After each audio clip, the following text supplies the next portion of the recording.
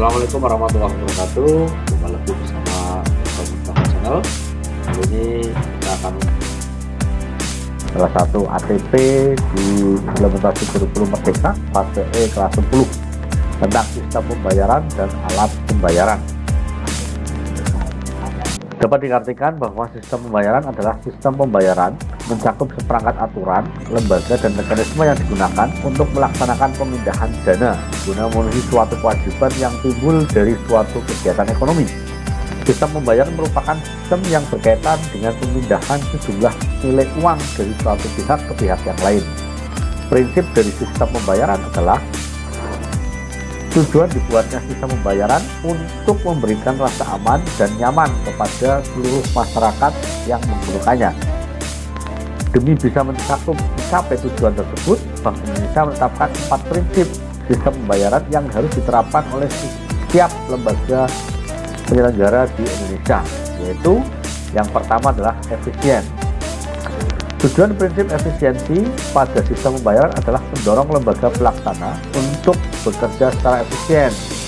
Yang kedua, dengan demikian masyarakat sebagai pengguna layanan bisa mendapatkan biaya yang terjangkau.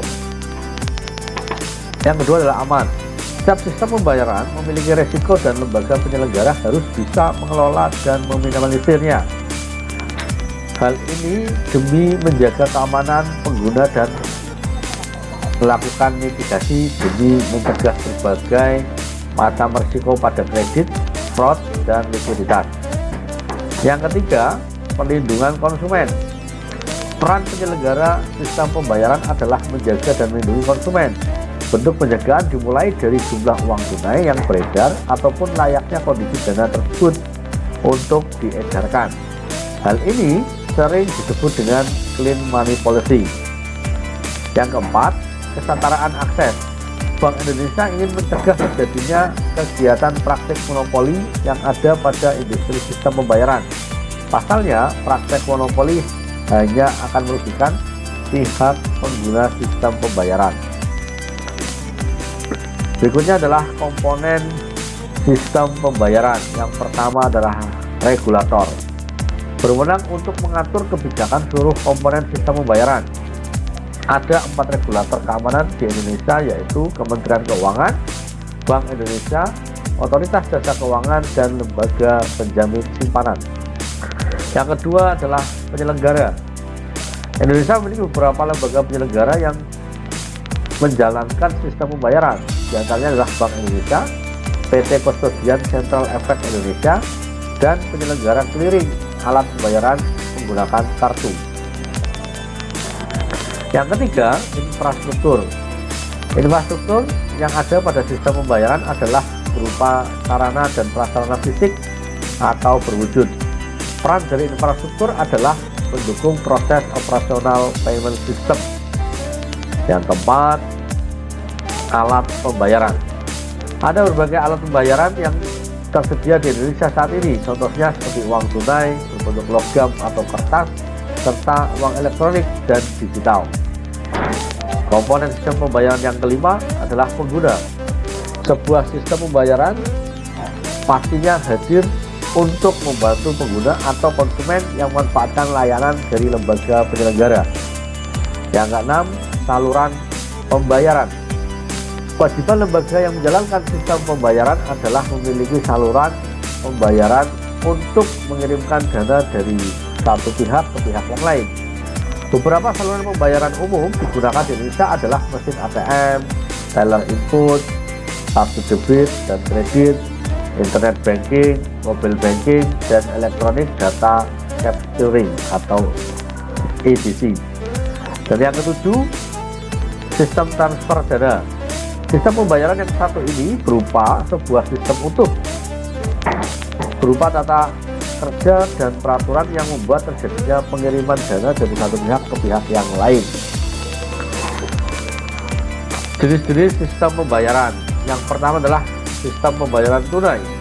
Bank Indonesia berhak merencanakan uang rupiah, mencetak uang rupiah, mengeluarkan uang rupiah, mengedarkan uang rupiah, melakukan pencabutan dan penarikan uang rupiah, kemudian memusnahkan uang rupiah dengan kriteria tidak layak edar, tidak lagi ekonomis atau kurang dominasi oleh masyarakat, kemudian sudah tidak berlaku lagi.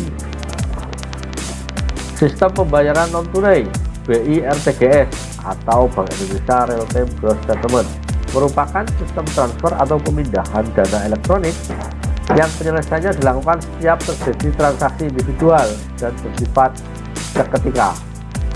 BISSS atau Reverse Securities Settlement System merupakan sarana transaksi dari Bank Indonesia yang dikaitkan dengan penata usahaan surat berharga secara elektronik. Yang ketiga adalah SKNBI atau Sistem Clearing Nasional Bank Indonesia. Clearing merupakan pertukaran data keuangan elektronik antara peserta clearing atas nama peserta maupun nasabah peserta yang perhitungannya akan diselesaikan dalam waktu tertentu. Prinsip BI dikatakan keamanan, efisiensi, kesetaraan akses, dan perlindungan konsumen.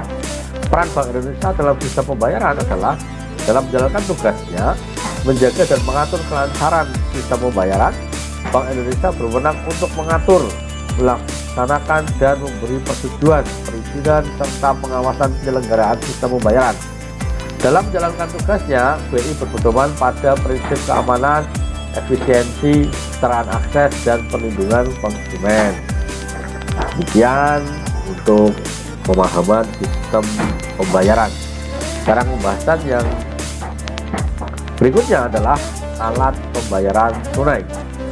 Bisa diartikan segala sesuatu yang merupakan media pertukaran atau alat pembayaran yang diterima secara umum. Uang adalah alat pembayaran yang sah yang digunakan untuk proses tukar-menukar dan sebagai satuan hitung yang dapat digunakan untuk menyatakan nilai. Secara uang, secara singkat, yang pertama tahap barter. Sistem penukaran barang dengan barang. Itu diilustrasikan ada jagung ditukar dengan daging. Ya, gambarannya bagaimana? Sulit ditemui nilai barang yang sama dengan barang yang akan ditukarkan. Yang kedua, sulit menemui orang yang memiliki barang yang sesuai. Kemudian lamanya waktu yang diperlukan untuk menemukan barang yang sesuai dengan kebutuhan. Tahapan uang barang memiliki nilai yang tinggi dan mudah diterima. Hambatannya tidak tahan lama, sulit untuk disimpan, sulit dibawa kemana-mana, nilainya tidak stabil, sulit untuk dibagi-bagi, dan hanya dapat digunakan dalam lingkup daerah tertentu saja. Yang ketiga, tahap uang logam. Dalam hal ini, emas dan perak digunakan sebagai alat pertukaran karena mudah untuk dibagi-bagi dan nilainya tetap. Tentunya ada hambatannya juga. Yang pertama, berat dibawa kemana-mana dengan jumlah yang besar. Yang keempat adalah tahap uang kertas, penyempurnaan uang logam. Keunggulannya yaitu lebih ringan dibawa kemana-mana dalam jumlah yang besar. Syarat uang. Syaratnya adalah disukai oleh masyarakat, nilainya stabil, mudah disimpan, memiliki jaminan, tidak mudah rusak, dan mudah dibagi. Syarat-syarat psikologisnya adalah uang harus memuaskan keinginan orang yang memilikinya. Acceptability, disenangi dan dapat diterima secara umum. Durability, tahan lama dan tidak mudah rusak. Uniformity, yaitu nilainya tetap dalam jangka waktu yang lama. Divisibility, mudah dibagi tanpa mengurangi nilai. Scarcity, jumlahnya terbatas dan tidak mudah dipalsukan. Portability, mudah disimpan dan mudah dipindahkan. Berikutnya adalah fungsi uang. Ada fungsi asli dan fungsi turunan. Fungsi asli uang adalah sebagai alat tukar umum atau medium of exchange. Diilustrasikan ada uang untuk ditukarkan jadi barang, belanja di pasar dan sebagainya. Ya. Kemudian yang kedua, fungsi asli uang adalah sebagai alat satuan hitung atau unit of account atau pengukur nilai, measure of value. Itu dilihat, ada ilustrasi rumah harganya 600 juta, mobil Italia harganya 300 juta, dan sebagainya. Kemudian fungsi uang yang kedua adalah fungsi turunan uang. Yang pertama adalah penyimpan nilai atau store of value, digunakan untuk mengalihkan dana bagi daya beli. Penyimpan nilai atau store of value digunakan untuk mengalihkan daya beli sekarang ke masa yang akan datang. Kedua, alat penimbun atau penyimpan kekayaan. Seseorang sebagai bentuk kekayaan menyimpan kekayaan selain dalam bentuk benda, juga terdapat dalam bentuk uang karena mudah digunakan untuk keperluan lainnya. Fungsi turunan yang ketiga adalah alat pemindah kekayaan. Jika seorang akan pindah dari satu tempat ke tempat yang lain, ia tidak harus memindahkan benda kekayaannya, tetapi bisa dijual dan digantikan dalam bentuk uang serta bisa membeli benda yang sama di tempat tinggal yang baru. Berikutnya adalah alat penunda pembayaran atau pembayar utang. Uang digunakan sebagai alat bayar, misalnya bayar denda, pajak, pemberian kredit atau pemberian hadiah. Ya, secara singkat sudah dapat diartikan atau tertulis fungsi uang sebagai alat tukar, alat satuan hitung, alat membayar utang, penyimpan kekayaan, pemindah kekayaan, dan penunjukan harga. Kemudian jenis-jenis alat pembayaran. Berdasarkan bahan pembuatannya itu dibagi menjadi dua, yaitu uang logam, perak atau emas, dan uang kertas. Kalau berdasarkan nilainya dibagi menjadi dua, uang bernilai penuh atau nilai intrinsik atau nilai nominal, atau uang tidak bernilai penuh. Nilai intrinsik lebih besar dari nilai nominalnya. Berdasarkan lembaga yang mengeluarkannya, uang kartal dan uang giral. Kalau uang kartal diproduksi oleh Bank Indonesia, tentunya uang logam dan uang kertas. Kalau uang giral diproduksi oleh bank umum, cek, duit giro, kredit card. Kemudian unsur-unsur pengamanan uang rupiah. Yang pertama adalah unsur-unsur pengamanan uang rupiah yang tertanam dalam bahan. Yang pertama adalah watermark ya, atau tanda air yang dapat diterawang ke arah cahaya. Benang pengaman yang ditanam atau dianyam di dalam kertas sehingga nampak melintang dari atas ke bawah. Benang pengaman berpendar saat terkena ultraviolet. Kemudian unsur-unsur pengamanan uang rupiah yang tertanam pada cetakan. Pertama adalah cetakan nominal uang kertas. Gambar salin isi jika diterawang ke arah cahaya. Memakai tinta khusus, dapat berubah warna jika dilihat dari sudut yang berbeda. Kemudian ada tulisan sangat kecil, ada cetakan yang tidak terlihat. Kemudian cek berupa gambar dapat dilihat dari sudut tertentu. Berikutnya adalah nilai uang. Nilai uang adalah kemampuan uang untuk ditukarkan dengan sejumlah barang. Ada dari bahan pembuatannya, ada nilai nominal dan nilai intrinsik. Kemudian dari penggunaannya ada nilai internal dan nilai eksternal. Kalau nilai nominal itu yang tertera dalam tulisan tiap uangnya, ada 100.000, 50.000 dan sebagainya.